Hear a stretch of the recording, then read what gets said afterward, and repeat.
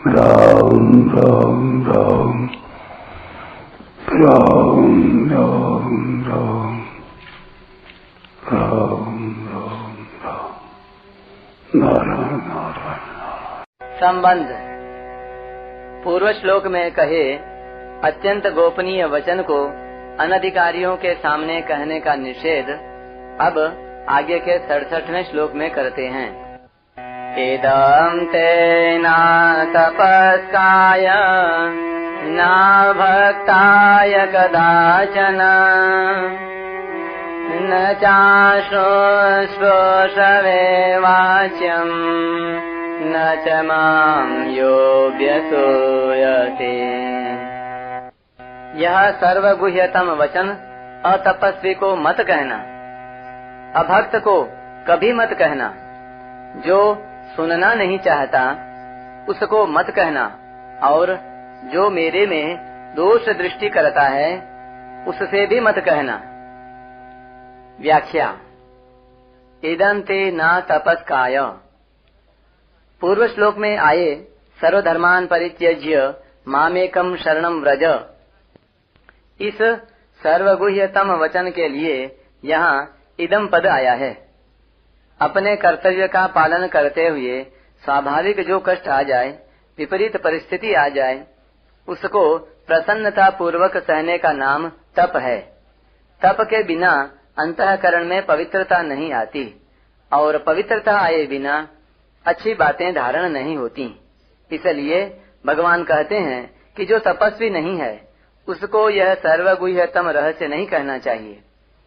जो सहिष्णु अर्थात सहनशील नहीं है वह भी अतपस्वी है, अतः उसको भी यह सर्वगुह्यतम रहस्य नहीं कहना चाहिए।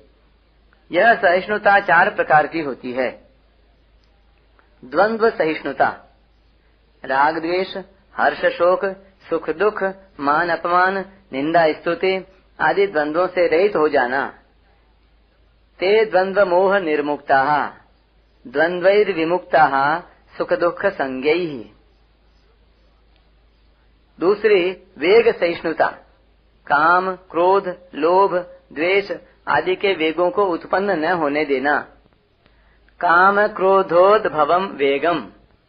तीसरी परमत सहिष्णुता, दूसरों के मत की महिमा सुनकर अपने मत में संदेह न होना और उनके मत से उद्विग्न न होना। आपस में मतभेद होना और अपने मत के अनुसार साधन करके जीवन बनाना दोष नहीं है, प्रत्युत दूसरों का मत बुरा लगना, उनके मत का खंडन करना, उनके मत से घृणा करना ही दोष है। एकम सांख्यम च योगम च यह पश्यति स पश्यति। चौथी परोत्कर्ष सहिष्णुता, अपने में योग्यता, अधिकार, पद, त्याग, तपस्या आदि की कमी है तो भी दूसरों की योग्यता, अधिकार आदि की प्रशंसा सुनकर अपने में कुछ भी विकार न होना। विमत्सरः हर्षामर्ष भयोद्वेगैर मुक्तः। ये चारों सहिष्णुताएं सिद्धों की हैं। ये सहिष्णुताएं जिसका लक्ष्य हो वही तपस्वी है, और जिसका लक्ष्य न हो वही अतपस्वी है। ऐसे अतपस्वी अर्थात असहिष्णु को सर्वगुह्यतम रहस्य न सुनाने का मतलब है कि संपूर्ण धर्मों को मेरे में अर्पण करके तू अनन्य भाव से मेरी शरण आ जा। इस बात को सुनकर उसके मन में कोई विपरीत भावना या दोष आ जाए तो वह मेरी इस सर्वगुह्यतम बात को सह नहीं सकेगा और इसका निरादर करेगा, जिससे उसका पतन हो जाएगा। असहिष्णुता और असूया में थोड़ा अंतर है। दूसरों की विशेषता को न सहना असहिष्णुता है, और दूसरों के गुणों में दोष देखना असूया है। दूसरा भाव यह है कि जिसका अपनी वृत्तियों, आचरणों, भावों आदि को शुद्ध करने का उद्देश्य नहीं है, वह यदि तू मेरी शरण में आ जा तो मैं तुझे संपूर्ण पापों से मुक्त कर दूंगा, तू चिंता मत कर, इन बातों को सुनेगा तो मैं चिंता क्यों करूं, चिंता भगवान करेंगे, ऐसा उल्टा समझकर दुर्गुण दुराचारों में लग जाएगा और अपना अहित कर लेगा। इससे मेरी सर्वगुह्यतम बात का दुरुपयोग होगा, अतः इसे कुपात्र को कभी मत सुनाना। ना भक्ताय कदाचन।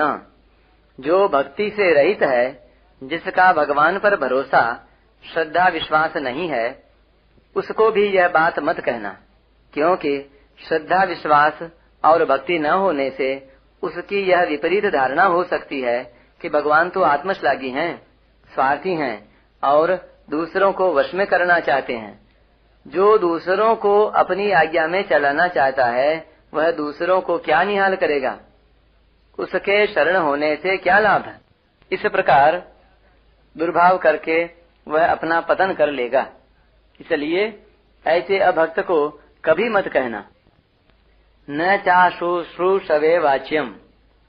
जो इस रहस्य को सुनना नहीं चाहता, इसकी उपेक्षा करता है, उसको भी कभी मत सुनाना, क्योंकि बिना रुचि के जबरदस्ती सुनाने से वह इस बात का तिरस्कार करेगा। उसको सुनना अच्छा नहीं लगेगा, उसका मन इस बात को फेंकेगा। यह भी उसके द्वारा एक अपराध होगा। अपराध करने वाले का भला नहीं होता। अतः जो सुनना नहीं चाहता, उसको मत सुनाना। न च माम योभ्य सूयति। जो गुणों में दोषारोपण करता है, उसको भी मत सुनाना, क्योंकि उसका अंतःकरण अत्यधिक मलिन होने के कारण वह भगवान की बात सुनकर उल्टे उनमें दोषारोपण ही करेगा। दोष दृष्टि रहने से मनुष्य महान लाभ से वंचित हो जाता है और अपना पतन कर लेता है। अतः दोष दृष्टि करना बड़ा भारी दोष है। यह दोष श्रद्धालुओं में भी रहता है। इसलिए साधक को सावधान होकर इस भयंकर दोष से बचते रहना चाहिए।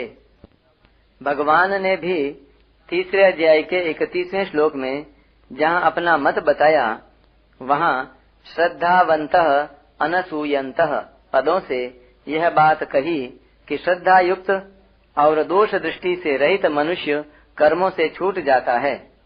ऐसे ही गीता के महात्म्य में यानी 18वें अध्याय के 71वें श्लोक में भी श्रद्धावान अनसूयश्च पदों से यह बताया कि श्रद्धावान और दोष दृष्टि से रहित मनुष्य केवल गीता को सुनने मात्र से वैकुंठ आदि लोकों को चला जाता है।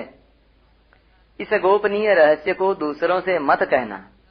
यह कहने का तात्पर्य दूसरों को इस गोपनीय तत्व से वंचित रखना नहीं है, प्रत्युत जिसकी भगवान और उनके वचनों पर श्रद्धा भक्ति नहीं है, वह भगवान को स्वार्थी समझकर भगवान पर दोषारोपण करके महान पतन की तरफ न चला जाए, इसलिए उसको कहने का निषेध किया है। परिशिष्ट भाव। भगवान ने अभक्त को और दोष दृष्टि वाले को सर्वगुह्यतम वचन न कहने पर विशेष जोर दिया है। अभक्त और दोष दृष्टि वाले को कहने में जितना दोष है, उतना दोष अतपस्वी और सुनना न चाहने वाले को कहने में नहीं है, क्योंकि अभक्त और दोष दृष्टि वाले में विपरीत बुद्धि है। अभक्त का अर्थ है भक्ति का विरोधी। जिसमें भक्ति का अभाव है, उसको यहाँ अभक्त नहीं कहा गया है। जो भक्त है, उसमें भी बेसमझी से असूया दोष आ सकता है, पर भक्ति के कारण वह दोष स्वतः मिट जाता है। श्रद्धा होने पर भी साथ में असूया दोष रह सकता है, इसीलिए भगवान ने श्रद्धा के साथ साथ असूया दोष से रहित होने की बात भी कही है। श्रद्धावंतो न सूयंत है, श्रद्धावान न सूयश्च। अशुश्रूषवे का अर्थ है जो अहंकार के कारण नहीं सुनना चाहता, जो बेसमझी से नहीं सुनना चाहता, उसको यहाँ अशुश्रूषवे नहीं कहा गया है।